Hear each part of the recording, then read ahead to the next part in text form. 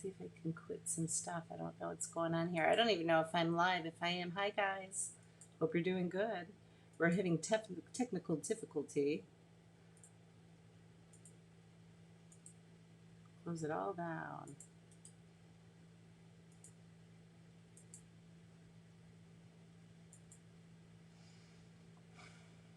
Okay, hey guys, I don't know if we're back online. We keep having issues with a little bit of the internet, and I'm trying to get Melissa back on here. But Melissa is a true hometown hero, and we're going to see if we can get her to join us here again. So thanks for your patience. Hey, are you there? Let's see. Yeah, to the left. Hey, let's see. Did we get you? Yes, I'm here now. There she is. Yay! Internet. Strong Yes. will. And that's exactly what you are, a lady that is determined and focused, regardless of obstacles, including the internet. So, Melissa, thank you sincerely for coming out today. I do appreciate you. Thank And you so maybe we could much. do just a quick little reintroduction to who you and who you are. Melissa is what you would call a true hometown hero, a mom that has taken difficulty and struggle and turned it into something beautiful and kind for other people. So, Melissa, thanks for joining today. Tell us a little bit about your project that started with your daughter, McKenna. So, our project started with McKenna when she was going through all of her cancer treatment. She decided that she wanted to bring a beauty bar to the hospitals. She knew that there was a place there's no place for kids to go when you're in the hospital. So, she wanted to develop, and she did exactly that. She was able to create it and design it all on her own. Unfortunately, she was not able to see the final room. She passed away in March of 2018, and the room launched in June of 2018. But since then, we have become a nonprofit organization, and we have continued to expand the beauty bar into other hospitals, more children's hospitals, other states, and we're going to continue to keep growing and helping kids um, who are struggling. We've helped kids who are in the foster program. We've helped kids who are needing some smiles and confidence, and help them to find their beauty. And so we have gone through quite a variety of people that we have touched, and all of the feedback has been positive, and thankful that we started this. And I just say, I didn't start this, McKenna did. I love that. I love that. And through you and your family and so many volunteers, you've been able to provide a way to have her legacy continue. And through that journey, you've met so many people that you've actually touched their lives. You know, when things became most difficult. So with that all being said, I mean, this is something that it's not one and done. Unfortunately, we live in a world where kids are diagnosed with cancer every day. It's sad. And often people can walk away from it because it's a taboo topic, but not you. You rolled up your sleeves and you seem to continue to go after creating that resource and that relief. But that requires support for from other people. And I know you've done some pretty cool things for fundraising and bringing awareness. But sometimes the community doesn't know how they can help. And I was hoping today maybe you could show some of the viewers that come by some simple things they can do to support either your project or other things, something they can do to support families that are going through that journey that you are very familiar with. Um, I do often get to hear about local kids who are diagnosed. I've had a couple of people from our Grand Blanc area, the Fenton area, again, most around this area. the Genesee County area that have come to me, have asked, for some help, some guidance. Um, and it's, I don't know, it's odd for me to feel like that they can come to me. Um, but I do the best that I can to talk to them. Um, but what I offer them is more of, how can I help you? So they ask me for help, and I just want to be like, well, I want to help you in a different way. And I want to help you. I want to help your child, your son or your daughter, help them to find some meaning, help them to find some courage while they all go through this, because it affects the entire family.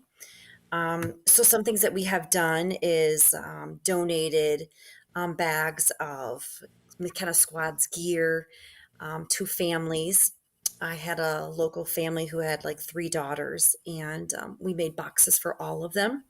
Again, when McKenna was in the hospital and she got an obscene amount of amazing things, and then there I had a little Hannah next to me going, what about me? So I get the idea that I want to help, all of the kids in the family and try to just offer them some positive support as they now are going through a very difficult time. So, again, we do gear. We like to give out beauty bar boxes, and we hold events to support our nonprofit foundation. So, I guess becoming a part of those nonprofits, becoming part of our nonprofit is how I feel. Everybody's a part of it because McKenna didn't call it her beauty bar; she called it the McKenna Squad Beauty Bar, That is so and beautiful. that is how she was. She loved her family, she loved her friends, um, and she loved her squad, and that's just who she was. Mhm. And she embraced her squad and support. She loved people coming over and just being with her. She loved, of course, the makeup, and she just never seemed to be angry or upset about her diagnosis. And it brought Hannah smiles, And and Todd Hannah's and her little sister. I and our entire family, our parents and their grandparents and aunts and uncles were see. People ask me, what do I say to them? There's nothing that you can say. It's just be there, and it's just provide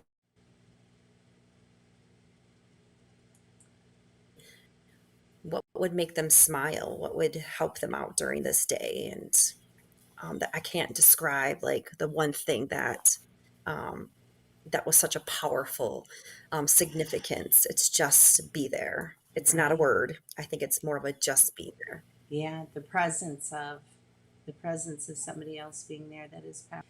Now, how did it come about that McKenna even started this beauty bar?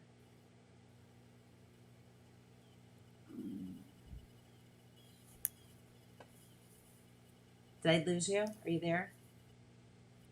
I'm here, but I didn't hear you. Oh, I said, how did it come about that McKenna even started the beauty bar of like getting into the makeup part and sharing it with others?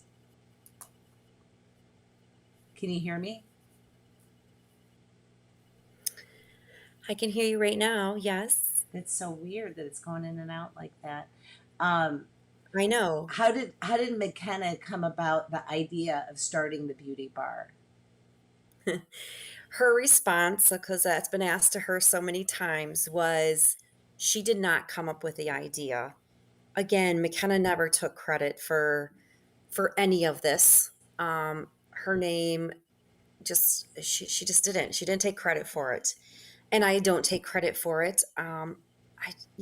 God knew what He was doing when He put this friend of our family, and she came to the hospital and told the hospital people that she wanted to donate some funds to the hospital, but in McKenna's name. And she wanted to know what would McKenna want to do with her funds. And so it wasn't, what can I have? It was, what can I give? And for a little 11-year-old girl bald, no eyelashes, no brows, going through cancer treatment at such a young age. That's Mhm. what she wanted to do, was how am I going to help others who Mhm. are in the hospital like me? Mhm. And she knew exactly what she wanted right then and there.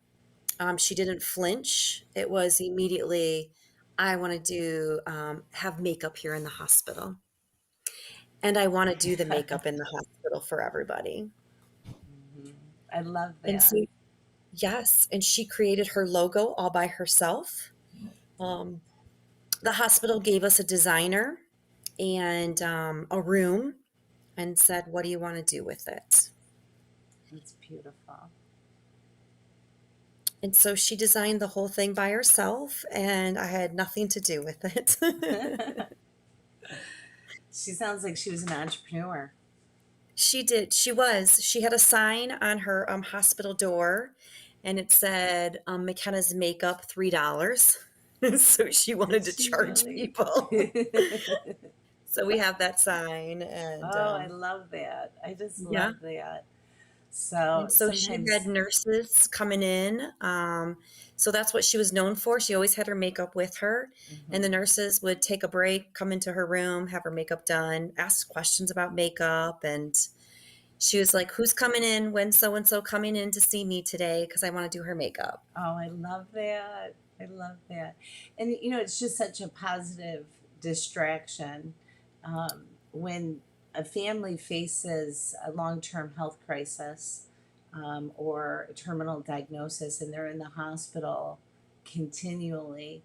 It can become uncomfortable and anxious and you know, so many negative things, but having that distraction and bringing in joy into a room for a child with a box of makeup, it makes people feel good, and then on the inside and outside, and and you're providing that continually for all these people, so for all these little ones. So I bet it must feel a little bit like being Santa on some days that you deliver those boxes.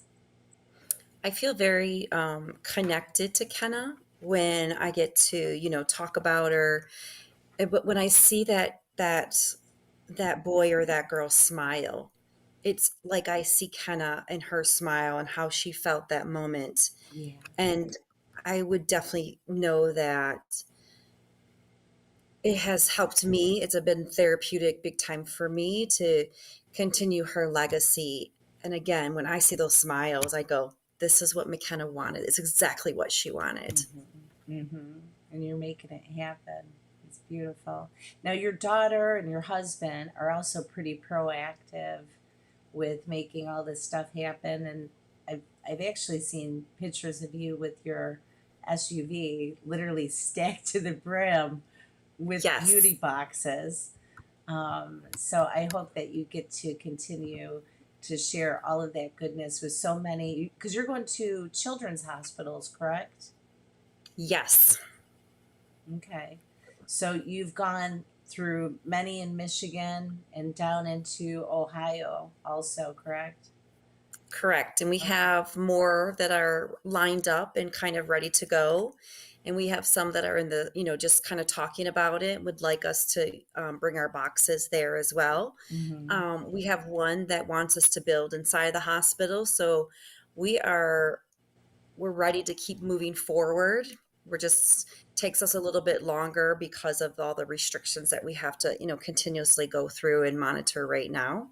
Right, But right. we've So got a are lot they ready. allowing you to still do delivery drop-offs at the hospitals with everything, So all the we were safety able to do that protocols? we were able to do that start this summer. So Ah, we got our that's next so good. shipment all ready to go. And so Mm-hmm. we were able to we stacked Detroit back up with a bunch of makeup again. So they have the beauty bar there as well as boxes. So we were able to, refill everybody's um,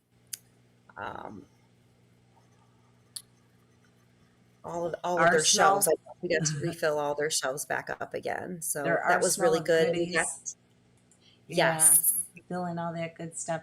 So you have another big event that's getting ready to come up in is October. Tell us a little bit about this masquerade ball. So we had to cancel this last year due to COVID. Mhm. We liked that it was mascara aid. It's kind of how we say it, the masquerade Oh my ball. gosh, I get it. Yes. So it's a mascara aid ball. Got it. Kind of loved her mascara. We wanted to always bring some part of her to it. She absolutely loved all of the events that we had. We always had events in our neighborhood just so that she didn't have to travel anywhere. And in case she didn't feel good, our house was right here. Mhm. But since then, we've tried to go outside of that idea and do something a little bit different to continue to raise funds. So we had our first beauty bar ball back in 2000. I don't even know now, 19 was it? Mhm. I don't know, 18, 19 now.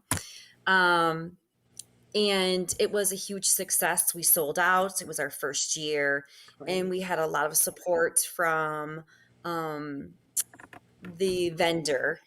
They were able to donate the place to us. Wow, that's But great.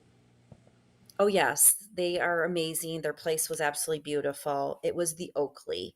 And due to the fact that they do amazing weddings there, they just had to reschedule all their weddings last year and this year. So we had to find a new venue. And it just was one of those days that I just happened to be at Atlas Valley Country Club.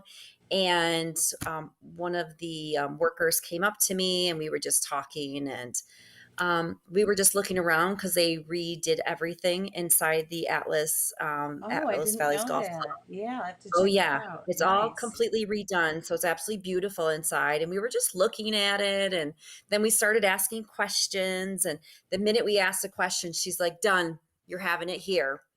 That's so So I cool. was like, "Oh, okay, that's amazing." So we are I going to love it when have frame. companies get involved like that and do their Yes. part that make these dreams possible.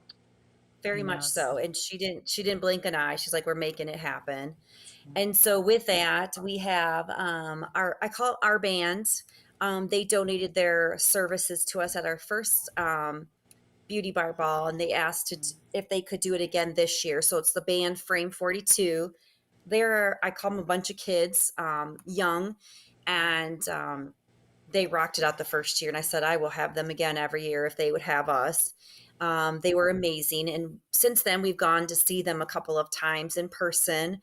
And every time we love just sitting and listening to them. So they're going to be there again. Again, they donate their services to us for the event. that's And great. yeah, so we're going to have amazing dinner, drinks, band, and just a fun party. And we have raffle items as well that we have available. And yeah, like I said, it's a very fun event to be a part of. It raises awareness. It raises, awareness of our beauty bar and what is actually that we are continuously doing for others Hmm. um, while enjoying ourselves for a night. It's beautiful. Yeah, creating smiles so you can keep sharing smiles. So, Melissa, Definitely. really quick, if somebody wanted to get in touch with your organization, what is your website? So we have a website. It's mckenna.beautybar.weebly.com. Okay. And you can check out all sorts of things that we have done previously, all of our um, other fundraisers and events. We did the Ally Challenge. They've been very kind to us and let us come out there every single year. We do a Make a Difference Day. Again, we're always trying to do something to make a difference, whether it's for the beauty bar or if Hmm. it's just for another organization. We keep, we keep McKenna's legacy and her thoughtfulness to helping others live on. It's beautiful. What advice do you have for, let's say, some parents that haven't been on this journey that you've walked intimately? What's some advice that you have for them on things that they can do to help families that either they know or even families that they don't know? That's a hard one for me. I don't feel like I have a lot of good advice. Um, I have to look backwards and see where I did this all the time. I had to look back. I had to read my journal, and then I would say, okay, we had some really, really bad days, and let's look forward and kind of had a great day this day. So let's just focus on that. I've had a hard time living in the present moment when she was going through everything. All I wanted to do was just tell me, is she going to be okay? Is she going to be okay? And I was very ultra focused on that. Um, so it was very, very difficult emotionally. Um, I did a lot of praying. That's been a hard thing for us. You pray for things, and I know what I prayed for. I prayed for her to be cured. I know that. I know that she's not living in it anymore, but if I could, if I could have had it a different way, yes, I would have had it a different way, of course. Miss her terribly. So I lived through this every single moment of every single day. And I have to keep looking backwards to look forward and look at, but continuously remember McKenna is still here. She's still shining down. Just wish I could give her a big hug right now. Yeah, and it's one of those things where a year can feel like a minute, you know. Yes. And But the I, minute felt like a year when we were, going through it. It was just like, oh gosh, it was only 5 minutes, and it felt like, could could what was happening at that moment that was so difficult please stop?